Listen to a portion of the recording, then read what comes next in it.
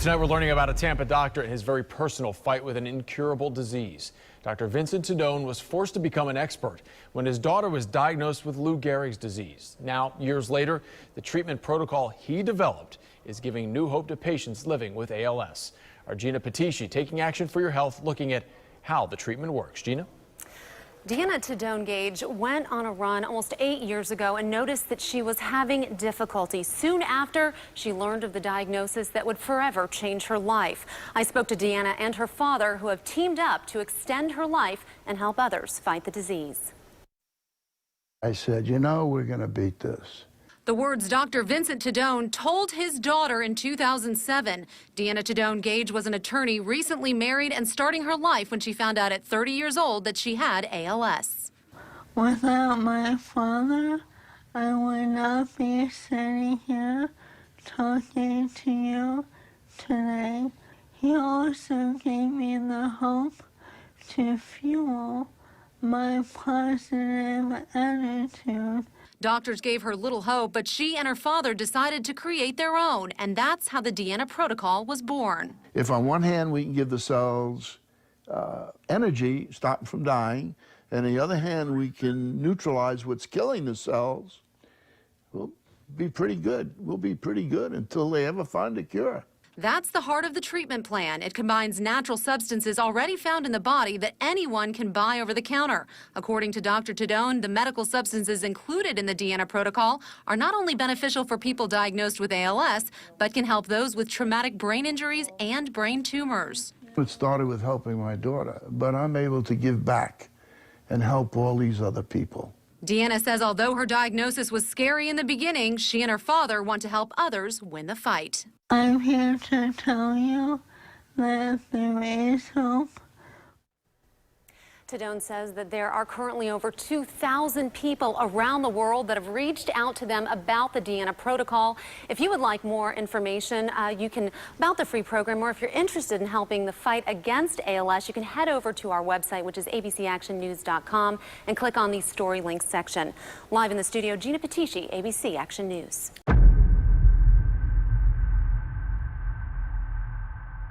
News: getting diagnosed with ALS, commonly known as Lou Gehrig's disease, is sadly still terminal.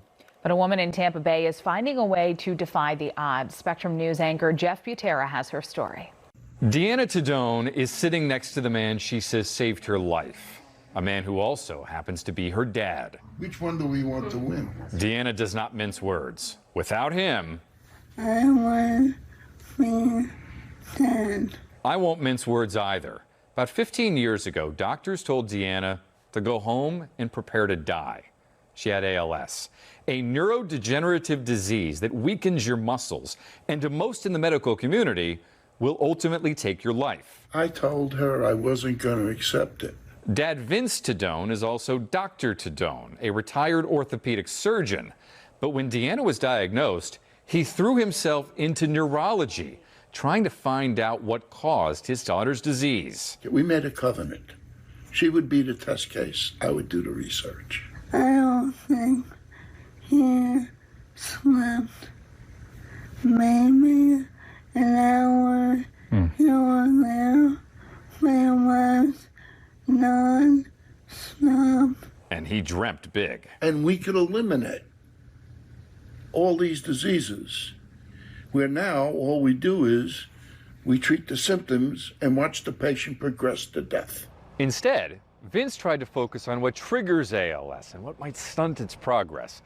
I'm not going to bog you down in the medical vocabulary, but Vince believes that giving ALS patients like Deanna a mixture of substances called AAKG and GABA might eliminate their muscle symptoms and help their brains. And it also improves cognition, and it slows progress of the disease because it keeps cells alive. He calls his cocktail Deanna's protocol. He says in a test, all 41 patients on the protocol deteriorated slower than the average ALS patient. And Deanna, look at her. Keep those elbows out. Doing physical therapy 5 times a week, a trainer coming to her house twice a week. She's more than merely alive. Because of her dad, she'll tell you she's living, and that matters. I am so blessed that he is my father has given me and others quality of life. Jeff Butera, Spectrum News.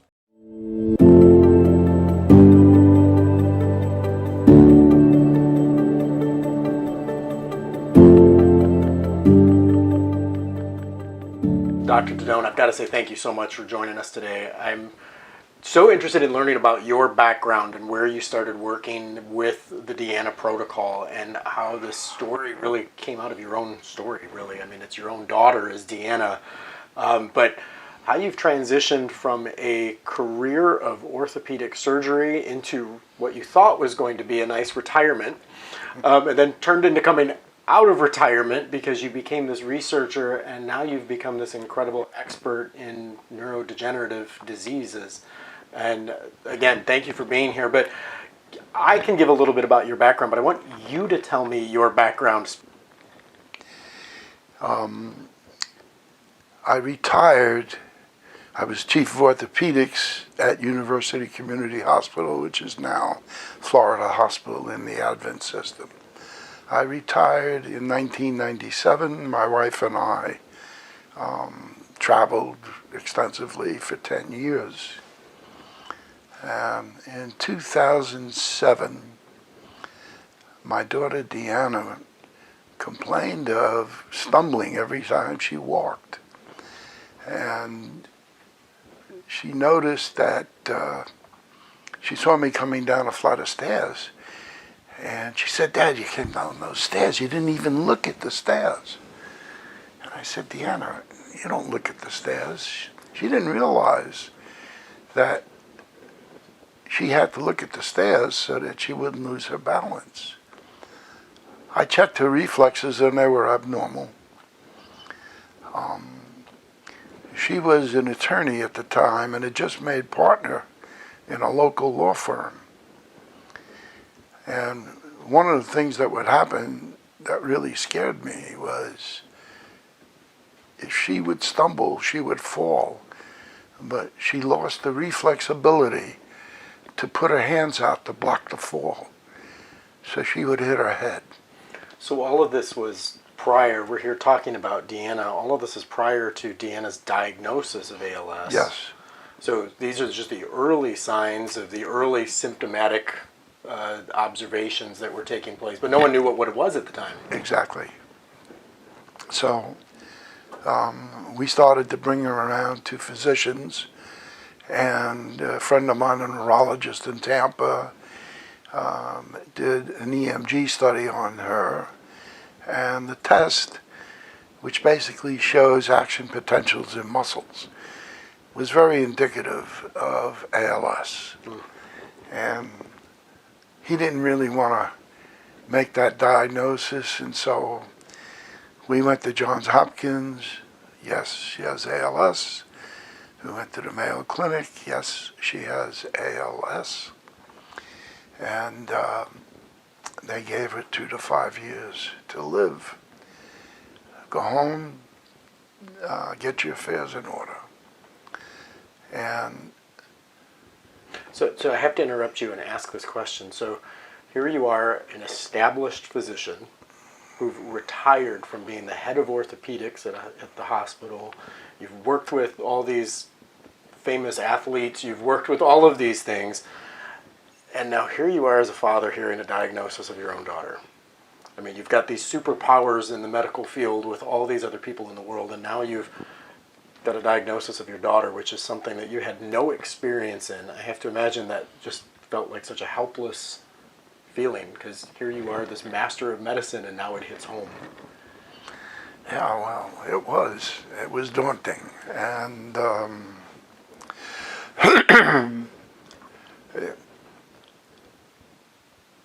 it was just something that it was almost impossible for me to accept.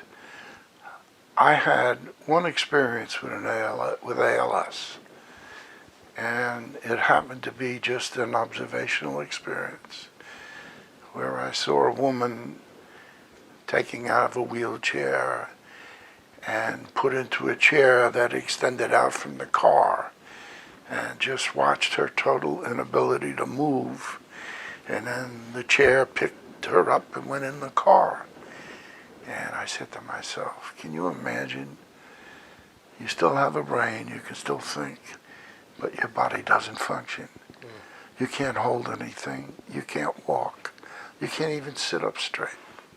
Being flashbacks of this moment when you hear that your daughter now has ALS. Absolutely. You're thinking back to this woman you saw completely debilitated in a van one day. And I'm saying, is this going to be my daughter? And Deanna and I discussed it, and she says, Dad, I don't want to die. And I said, I don't want you to die. I said, look, if you'll be the test case, I'll do everything I can to research neurodegenerative diseases and see if I can find something that would work in helping you. She said, fine. So this was the covenant. And indeed, almost for 2 years, I injected her with substances. She took oral substances, intravenous substances, and to see if there was anything that might help her. During this period of time, her disease was progressing. I think it was about 2011 when I came across this product, alpha ketogluteric acid, which when I gave it to her, she said, Dad, I can carry a glass of water without spilling it now. And patients who have ALS have incessant muscle symptoms, twitching, fasciculations, so they're very uncomfortable. And the AKG suppressed those symptoms. She also had severe muscle cramps. And I spoke to her doctor at Johns Hopkins, and he said you can use gabapentin. I researched gabapentin. I saw it was GABA aminobutyric acid, which is the primary inhibitory neurotransmitter. And we put her on that. It was not supposed to be able to pass the blood-brain barrier, but she started taking it. She no longer had the cramps. Yeah. I want to add, this is 4 years later. This Yes. is 2007 as a diagnosis, and you started work immediately, which is probably one of the most amazing parts I hear of this story, because being familiar with the story, she received the diagnosis, and you didn't wait a year, you didn't wait 2 years, you didn't, you jumped into action, like a heroic father would, but you jumped into action to start doing this. But it wasn't for 4 years that you really came across what started working. So 2 to 5 year diagnosis, that's her, you said you used the words, go home and get your affairs in order. Yes. She has 2 to 5 years to live. You started doing all of these things, desperately searching for something that would have an impact. And I would argue and say something was having an impact, because she stayed alive all the way through 2011 when you came across some of these things. So her condition, she continued to generate. She continued to have cellular death. She continued to, become more symptomatic and more symptomatic as time played out. But 4 years, she was a patient zero to your research. That time had to seem like an eternity. Well, it did. And once we started the Deanna protocol, which was the combination of AKG and GABA, and let me just say, that's the core Deanna protocol. But alpha ketogluteric acid is it's a bipolar acid. It's very strong. And we looked for something to neutralize it. And arginine is a bipolar base. And so arginine neutralized it. Plus there was an added benefit to arginine, which was basically it increased energy production in the mitochondria. It also lowered blood sugar. and caused vasodilation, which increased blood supply. So the Deanna protocol was developed AAKG and GABA. And we started her on that. And I said, this is working for my daughter. Her cognition was improved, her muscle symptoms were suppressed, and the speed with which the disease was progressing was slowed down. And so that was 2011. We had a lot of patients who reported that it helped them also. They stated, you know, I can swallow, I couldn't swallow before. And I don't have the muscle symptoms. Some might say, it didn't really help the muscle symptoms. And I would tell them, okay, stop taking it for a few weeks and let me know how you do. So I want to add in there, you used the word we had a lot of patients, but you weren't treating anybody. No. But my understanding is that because people knew Deanna and they knew her situation, and you'd been networking in this ALS community so deeply, that people saw what was happening with her and they started asking you questions, and what is she doing and what therapeutics are you using on her, and you started sharing this formula with people. So you weren't treating patients per se, but you were actually having other people experiment with it and collecting anecdotal support. Exactly. I was not treating patients. In fact, the desire to get this word out, my family basically started a 501c3 not-for-profit corporation, winningthefight.org. The acronym is WFND, Winning the Fight Against Neurodegenerative Diseases. And this was to go online and have a site that we could direct people to and tell them the story about Deanna. And what happened was, and I tried to promote this to neurologists, and they said, well, this is just anecdotal evidence, and we can't accept it. So then we decided to fund a research project at the University of South Florida. And we funded that project on ALS mice. That is, mice that were engineered mutationally to have ALS. And what we found was no other product had ever touched these mice or helped them.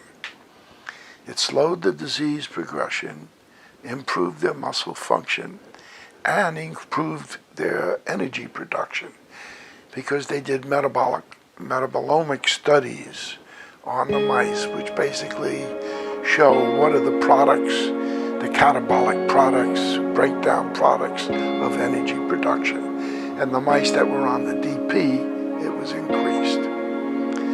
Well, the people in academia, the neurologists, said to me, you can't transfer mice studies to humans. I said, all right. So to get the word out, we wrote the book, The Deanna Protocol, Hope for ALS and Other Neurodegenerative Diseases. In the book, in the appendix, we document 40 patients who had ALS who took the Deanna protocol. There is a functional rating scale, ALS-FRS, and usually ALS patients, their function will diminish by 1.5 to 2 points a month. Over a 6-month period, the patients that took the DP diminished by 1 or less a month. Those graphs are documented in the appendix of the book. It was published in 2015.